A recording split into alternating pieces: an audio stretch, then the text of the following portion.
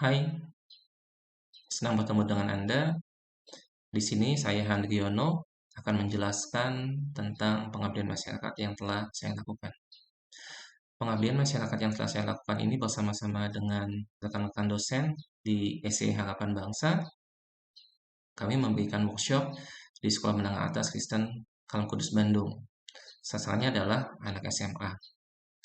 Kami ingin mengabdikan, berbagi ilmu yang kami miliki dengan siswa SMA dengan tujuan agar pada saat mereka lulus sekolah SMA tidak semuanya melanjutkan kuliah. Ada yang mereka usaha, ada yang mereka kerja. Sehingga pada saat mereka usaha, mereka bisa membuat laporan keuangan dari usaha mereka sendiri. Atau mereka bisa membantu orang tuanya untuk menyusun laporan keuangan. Atau pada saat kerja, mereka memiliki keterampilan skill yang dibutuhkan oleh perusahaan. Di sini saya akan menjelaskan apa sih yang saya bagikan pada saat workshop tersebut.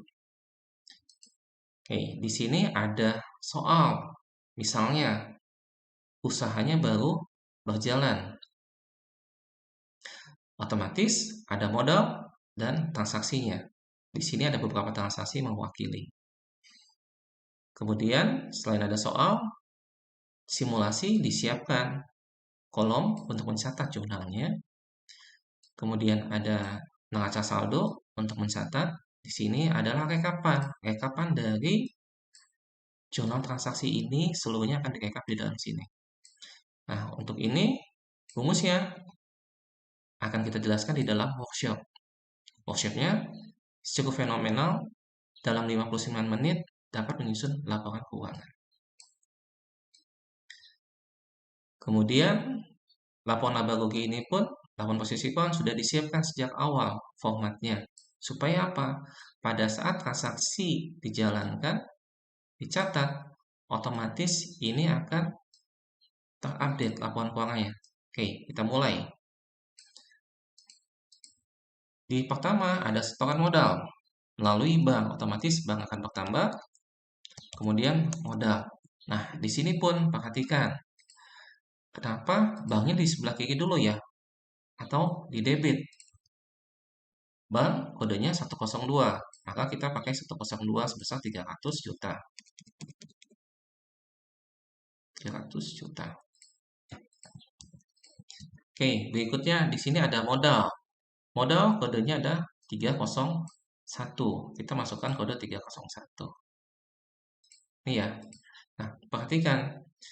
Kalau angka 1 ini di depannya, dia kalau bertambahnya di sisi debit. Bertambah. Ingat ya, kalau berkurang otomatis lawannya di sisi kredit kalau dia berkurang. Kalau kode 2, 3, dan 4 ini bertambahnya selalu di sisi kredit. Contohnya 301 nih, bertambahnya di sisi kredit. Jadi ingat, di sini saya kasih tambah sini ya, kasih keterangan kalau dia bertambah di sini sisi debit saya singkat dengan huruf D. Kemudian untuk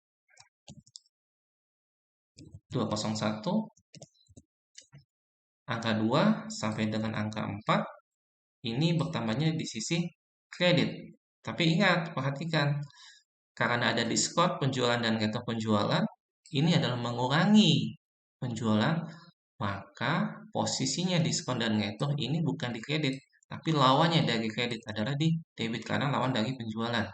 Jelas ya? Dan angka 5 ini untuk mencatat beban ada di debit bertambahnya. Sampai sini jelas ya? Oke. Kalau jelas, kita bisa lanjut ke soal yang berikutnya. Oh, sebelumnya itu kita lihat. Saya bilang tadi, dari seluruh transaksi di jurnal ini akan dia ke record di neraca saldo. Nah, ini tadi ya. Ini ada bank bertambah 300 dan ada modal 300. Ini adalah bagian dari rumus. Ini bisa dilihat, ini adalah bagian dari rumusnya. Ini sudah disiapkan.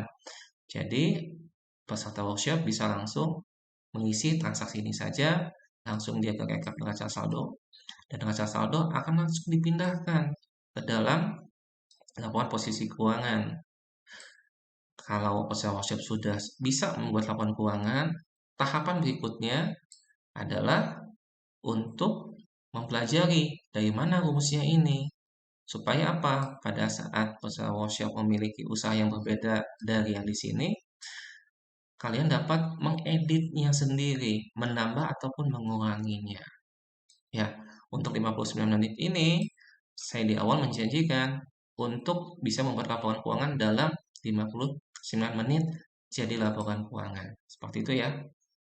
Oke, kita coba lanjutkan ke tanggal berikutnya. Ada sewa toko. Oke, sewa toko. Kita lihat sewa dibayar di muka itu 105 sewa toko. Sebesar berapa? 40 juta.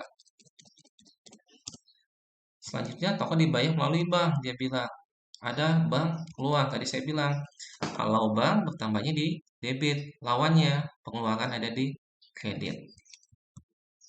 Sebesar 40 juta. Karena sewanya ini untuk 1 tahun, maka tidak boleh kita bebankan. Karena bebannya ini untuk 1 tahun. Nanti akan kita bagi di akhir. Pembuatan laporan keuangan akan ada penyesuaian untuk membebankan sewa toko selama 1 bulan. Kemudian ada kita tarik uang. Pada saat kita ada di uang di bank, tapi kita butuh uang di kas untuk pembayaran sewaktu-waktu. Kalau ada pembayaran untuk pengeluaran kas, otomatis kas kita ada bertambah dan bank kita akan berkurang sebesar 20 juta. Kasnya 101 dan banknya 102 sebesar 20 juta. Oke, selanjutnya tanggal 2 ada membeli barang dagangan. Otomatis ada persediaan bertambah. Persediaan barang bertambah. Ada apa? Oh, di sini ada persediaan di barang dagangan 20 unit masing-masing 10 juta. Kalau begitu, ada barangnya sebesar 200 juta. Dan lihat, dibayar lewat bank. Berapa yang dibayarnya lewat bank? 15 juta. Maka uang bank berkurang 15 juta. Oke, selanjutnya sisanya belum dibayar. Kalau belum dibayar, namanya hutang dagang. Karena kita punya hutang. Kodenya bisa dilihat 201, 185 juta sisanya. Sampai sini jelas? Ada yang mau ditanyakan? Apa yang kita bahas di dalam workshop? Oke, kita lanjut. Kemudian tanggal 6, menjual barang dagangan 7 unit, 14 juta 1 unitnya secara kredit. Otomatis kita punya piutang. Kodenya 103, 14 juta penjualan 1 unitnya. Menjual 7 unit. Ada 98 juta. Di sini kita masuk sebagai penjualan. Penjualan kodenya 401. Perhatikan, pada saat kita jual, otomatis kita punya modal dong. Ya, barangnya ada modalnya. Pada saat kita jual, persediaan kita yang awalnya ada 20 unit, otomatis akan berkurang sebesar sejumlah penjualannya 7 unit. Otomatis kita bisa mencatat harga pokok penjualan HPP. Di sini kita bisa catat kodenya 501. Berapa sih modal barang kita? Modalnya adalah 10 juta per unit. Yang kita jual adalah 7 unit. Maka modal kita adalah 70. Persediaan kita akan berkurang. Persediaan kodenya 104. Kurang sebesar 70 juta. Ini ya. Oke, sampai sini kita lanjut di tanggal 14. Diterima pembayaran bank atas penjualan kredit tanggal 6. Oh, di sini kita terima uang nih. Kita penjualan kredit, terus kita terima uangnya di tanggal 14. Maka banknya akan bertambah, piutangnya akan berkurang. Banknya ada di 102 dan piutang di 103. Berapa yang kita terima? Pembayarannya adalah 98 juta. Yang kita terima pelunasan. Jadi konsumen pada saat beli penjualan kredit, konsumen sudah melunasi semua di tanggal 14. Tanggal 21 kita melunasi juga loh pembayaran via bank pelunasannya. Yang kita beli barang tanggal 2 Maret. Kita hutang tanggal 2 Maret sebesar 185 juta. Maka kita catat hutang dagang berkurang dan kita bayar lewat bank. Hutang dagangnya kita kasih kode 201 dan banknya 10 sebesar 185 juta. Oke, sampai sini ada yang mau tanyakan? Kalau tidak ada, kita coba lanjut. Tanggal 30 ada pembayaran gaji. Ya, buat karyawan kita bayar gaji 8 juta lewat kas tunai. Artinya ada beban gaji nih yang harus kita bayarkan dan tunai. Beban gaji bisa kita lihat 502, kasnya 101 sebesar 8 juta. Kita lanjut, ada pemakaian listrik dan telepon di bulan Maret. Umumnya pemakaian listrik dan telepon di bulan Maret kita belum bisa bayar karena belum tahu tagihannya. Tagihannya akan muncul di bulan April. Maka kita munculkan beban di sini, beban listrik dan telepon, tetapi belum dibayar. Beban listrik karena belum dibayar, utang listrik, beban telepon, dan utang telepon. Beban listrik ada di 504, utang listrik 202, beban telepon ada di 505, utang telepon ada 203. Nilainya tadi 600 dan 200.